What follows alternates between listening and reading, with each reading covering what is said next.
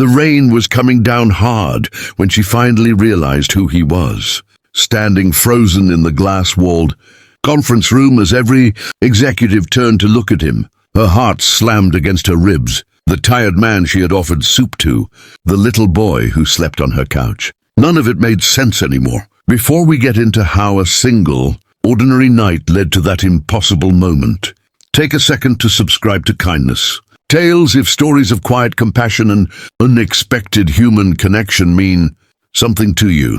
If this story moves you, tap like and share your thoughts in the comments. Sometimes the smallest choices deserve to be remembered.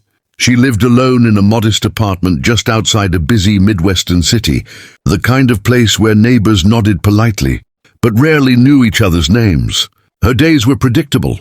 Morning coffee in a chipped blue mug, a crowded bus ride downtown, long hours at a mid-level job in a corporate office where she worked hard but blended into the background.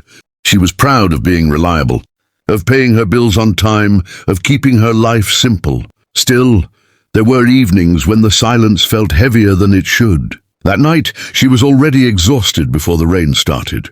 It had been one of those days when nothing went terribly wrong, but nothing went right either. Her bus was late. Her shoes were soaked.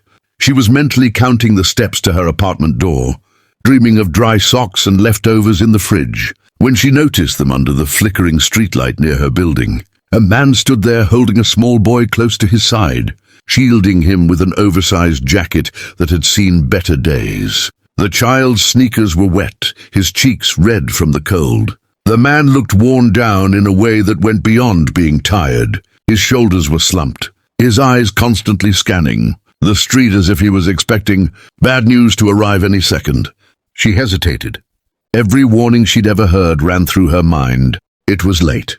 It was raining. She didn't know them. But then the boy coughed, a small, rattling sound that seemed far too loud in the empty street. Without fully deciding to, she slowed down. She asked if they were okay. The man looked startled, then embarrassed, like he hadn't planned on being noticed. He explained that his car had broken down hours earlier. The tow truck took it, but the shop was closed until morning. He tried calling a few numbers, but there was no one left to answer. He said it calmly, but his hands were shaking slightly.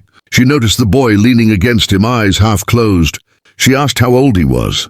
7, the man said. First grade. The boy managed a small smile when she crouched to his level and asked if he liked superheroes. He nodded and said his favorite could fly. She thought about the spare blanket folded at the end of her bed. She thought about how cold the rain felt against her own skin. She heard herself offering them a place to dry off and wait until morning. Just for one night, she added quickly, as if convincing herself. Inside her apartment, she handed them towels and put on a kettle. The man kept thanking her, his voice low and sincere, as if he didn't trust good things to last. She made soup from a can, apologizing for how simple it was. He said it smelled amazing. The boy ate quietly, then fell asleep almost immediately on her couch, clutching one of the throw pillows. They talked in soft voices. He shared that it had been a rough year. His wife had passed away suddenly, leaving him to figure out life and parenthood all at once. He had a job interview in the city the next morning, one he couldn't afford to miss. His suit was in the trunk of the car that had been towed away. She listened more than she spoke. She found an old travel iron in her closet and offered to help press his shirt once he got it back. She lent him a phone charger when he realized his battery was dying. These were small things, barely worth mentioning, but his eyes shone with relief each time. When she finally went to bed, she lay awake longer than usual, listening to the rain fade into a distant hum. She told herself she'd done the right thing. Still, she worried about safety, about boundaries, about how strange it felt to have other people's lives brushing up against her own so suddenly. In the morning, she woke early and made pancakes. The boy sat at the table swinging his legs, telling her about school and how he wanted to build robots someday. The man laughed softly at his stories, the lines on his face easing just a little. When the tow shop opened, he arranged to pick up the car. He insisted on paying her back somehow. She waved it off, saying she was just glad she could help. Before they left, the boy hugged her without warning, his arms tight around her waist. He said thank you in a serious voice that made her throat ache. The man met her eyes and told her she had no idea what this meant to them. She shrugged it away, embarrassed by the emotion creeping up on her. Life returned to normal faster than she expected. Days passed. Work emails piled up. Meetings blurred together. The memory of that night became something she smiled about on the bus ride home, a quiet reminder that she was capable of kindness even when it wasn't convenient. Then came the announcement that shook the office. A new CEO was joining the company. There were rumors about restructuring, about big changes coming. On the morning of the all-hands meeting, the air felt tense. She took her usual seat near the back, notebook ready, mind already bracing for corporate jargon. When the doors opened and the new CEO walked in, her breath caught. It was him, clean-shaven now, confident, dressed in a tailored suit that fit him perfectly. For a split second, their eyes met, and something flickered across his face. Recognition, surprise, gratitude. She felt heat rush to her cheeks as the room erupted in polite applause. Her thoughts spiraled.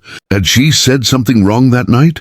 Had she been foolish? Had he judged her life the way people with power sometimes did? As he began to speak, his voice was steady and warm.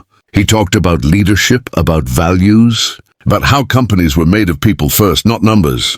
At one point, his gaze drifted briefly in her direction, and he smiled. Not the polished smile meant for shareholders, but the same tired, grateful one she remembered from her kitchen table. In the weeks that followed, changes did come, but not the kind people feared. He made time to walk the floors, to learn names, to listen. When he stopped by her desk one afternoon, her heart raced. He asked how she was doing. He mentioned that his son was adjusting well to a new school. He thanked her again, quietly, where no one else could hear. Her career didn't transform overnight. She didn't suddenly become important because of who she'd helped. But something shifted inside her. She stood a little taller. She spoke up more in meetings. She volunteered for projects she would have once avoided. Kindness, she realized, had a way of strengthening the giver too. Sometimes on rainy evenings, she thought about how close she'd come to walking past them that night. How easy it would have been to choose comfort over compassion. The world didn't change because she offered soup and a couch. But one small corner of it became warmer, safer, more human. In the end, what stayed with her wasn't the shock of discovery or the coincidence of titles and positions. It was the simple truth that kindness doesn't need to know who someone is to matter. It only needs a moment, a willingness, and an open door. And maybe that's the real power we all carry, waiting for the next time someone stands in the rain, hoping to be seen. If you've ever given or received a kindness that changed something inside you, share it in the comments. Your story might be the light someone else needs.